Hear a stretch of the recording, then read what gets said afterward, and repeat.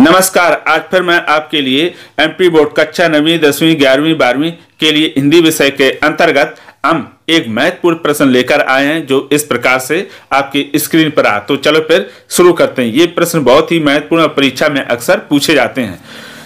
तो प्रश्न दिया है, कंस भक्ति शाखा की 4 विशेषताएं लिखिए। ठीक है, तो कैसे लिखेंगे विशेषताएं? उत्तर हम डालेंगे काले पेन से। मैंने इसमें लाल पेन से लिखा। आप कभी भी परीक्षा या फिर कॉपी में लाल पेन का प्रयोग बिल्कुल ना करें। जो हेडिंग रहे उसको आप काले पेन से लिखें और जो उत्तर है वो नीले पेन से लिखें और ऐसा ही हमेशा करें। तो उत्तर लिखने के बाद लिख देंगे कर्ण भक्ति शाखा की 4 विशेषताएं इस प्रकार हैं, या फिर ऐसे लिख दें कर्ण भक्ति शाखा की 4 विशेषताएं निम्न प्रकार से हैं, ऐसे भी लिख सकते हैं। तो कर्ण भक्ति शाखा की 4 विशेषताएं सिर्फ ये काट देते हैं, सिर्फ विशेषताएं, और यहाँ पर लिख देंगे आप यहाँ पर इस प्रकार है। ठीक है, तो चलो फिर शुरू करते हैं 4 विशेषताएं। तो पहली विशेषता आपके सामने स्क्रीन पर दी हुई है। तो इसमें कोई हेडिंग नहीं मैंने डाली है, सीधे डायरेक्ट लिख दी है। ठीक है, तो लिख दिया कि इनकी भक्ति शाखा भाव की है। इस शाखा के कवि भगवान कर्ण को अपना सखा मानते हैं। अब इसमें चाहे तो आप हेडिंग डाल देते हैं सखा की भावना। ठीक है, सखा की भावना डाल सकते हैं या सखा के रूप में चित्रण। तो उसके अंतर्गत लिख देंगे कि इनकी भक्ति सखा भाव की है। इस शाखा के कवि भगवान कर्ण को अपना सखा मानते हैं। कहने का मतलब यह है कि इस युग के जितने भी कवि हुए उन्होंने श्री कर्ण को क्या माना? एकदम सखा यानी मित्र माना। कहते मित्र की भांति है और उसी की तरह उन्होंने चित्रण किया। और ये भी बताया कि मित्र का जो मूल उद्देश्य होता है, मित्र का काम क्या होता है कि हमेशा मुसीबत में या दुखों में एक दूसरे का साथ दें। अब आता है अगला बिंदु, बिंदु नंबर दूसरा। तो दूसरा आपका रहा स्क्रीन पे ये। तो दूसरे बिंदु नंबर दूसरे में हम लिखेंगे लीलाओं का चित्रण। तो इसके अंतर्गत लिख देंगे इस शाखा के कवियों ने भगवान कर्ण की लीलाओं का सुंदर वर्णन किया। देखो, अब लीला का 2 तरह से चित्रण है, एक बचपन की लीलाओं का चित्रण, एक उनके किशोरावस्था का चित्रण। तो इसमें हम लिखेंगे किशोरावस्था का चित्रण। ठीक है, लीलाओं का जैसे भगवान श्री कृष्ण का लीला, राधा के साथ घूमना फिरना और मस्ती करना, उनको परेशान करना, बड़ी गोपियों को परेशान करना, तालाब पर जाकर उनके कपड़े चुराकर पेड़ पे बैठना और गेंद फेंकना नदी में, फिर वहां के नाग को मारना। इस तरह से इसमें उनकी लीलाओं का चित्रण किया गया है। ठीक है, अब आता है बिंदु नंबर तीसरा। तो तीसरा वात्सल रस का प्रयोग। इस शाखा के कवियों ने अपनी कविताओं में वात्सल रस का विशेष प्रयोग किया। कवियों ने यहाँ पर ने और लिख देना। ठीक है, देखो इस युग के जितने भी कवि हैं, तो पहले तो आप ये समझ लो वात्सल रस किसे कहते हैं। देखो, वात्सल रस उसे कहते हैं जहां पर छोटों के प्रति बड़े अपना प्रेम चित्रित करते हैं, प्रदर्शित करते हैं, उसे ही वात्सल रस कहा जाता है। ठीक है, जैसे माँ पिता दादा दादी चाचा बड़े भाई बहन अपने छोटे भाई बहनों को जो प्रेम करते हैं, उनके प्रति स्नेह दर्शाते हैं, वो कहलाता है प्रेम वात्सल। इतनी तो बात आपको समझ में आ गई होगी।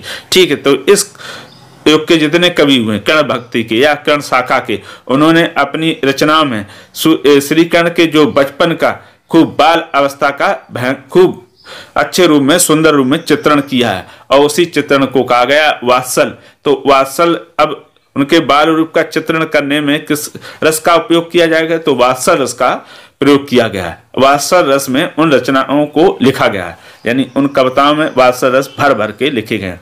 अब आता है आपका अगला बिंदु नंबर 4। तो 4 आपका इस प्रकार से रहेगा स्क्रीन पर, ये रहा, और हम इसको नीचे कर देते हैं। तो ये 4 बिंदु नंबर 4 है।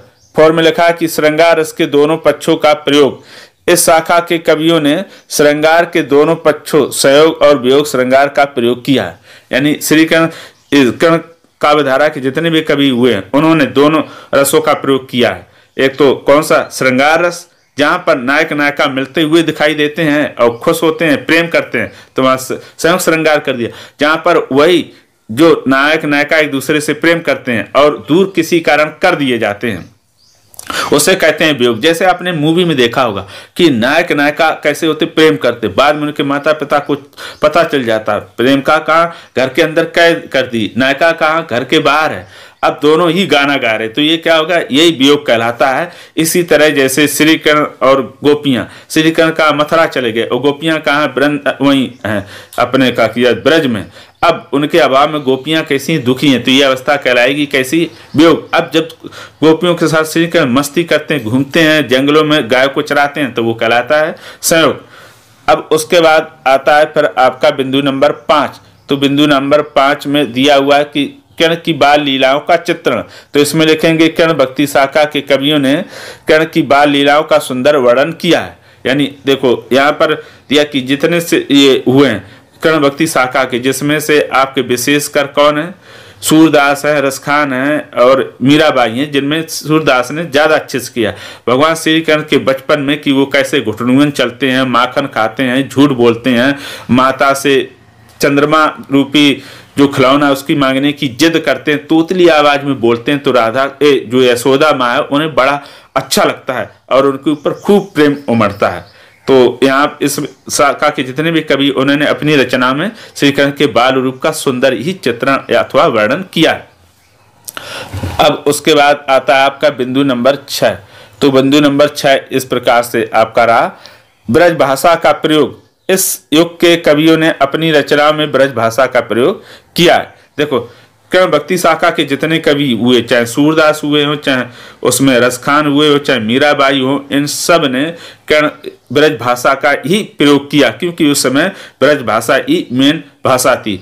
तो उन्होंने लेकिन और भाषा भी कैसी है, बहुत ही सरल भाषा और सुंदर कोमल भाषा लिखी है, जिसको पढ़ने में पाठक को बहुत ही आनंद आता है और बातें आसानी से समझ में आ जाती हैं। तो ये देखो हो गई आपकी कर्ण भक्ति शाखा की प्रमुख विशेषताएं।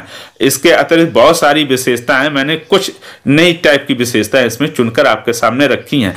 इसमें आप चाहे तो जो सगुण भक्ति शाखा की विशेषता हैं उनका भी उपयोग कर सकते हैं। उसमें दोनों दिए, राम भक्ति शाखा की और कर्ण भक्ति शाखा की, वहां से चुनकर कर्ण भक्ति शाखा से संबंधित भी आप इसमें प्रवृत्तियां और भी या विशेषताएं जोड़ सकते हैं। तो मैंने राम भक्ति शाखा की विशेषताएं भी लिख रखी हैं और इसके डिस्क्रिप्शन बॉक्स में उसके हम लिंक दे देंगे। तो अगर इसके बाद भी इससे संबंधित या कक्षा 9वीं 10वीं 11वीं 12वीं एमपी बोर्ड या किसी भी बोर्ड या किसी स्टेट में आपको डाउट है तो आप हमें कमेंट करके प्रश्न भेज सकते हैं। मैं कोशिश करूंगा कि समय रहते आपके सामने उत्तर प्रस्तुत कर सकूं। तो फिर आज के लिए इतना ही, अब हम फिर मिलेंगे किसी नए विषय के साथ, तब तक के लिए धन्यवाद।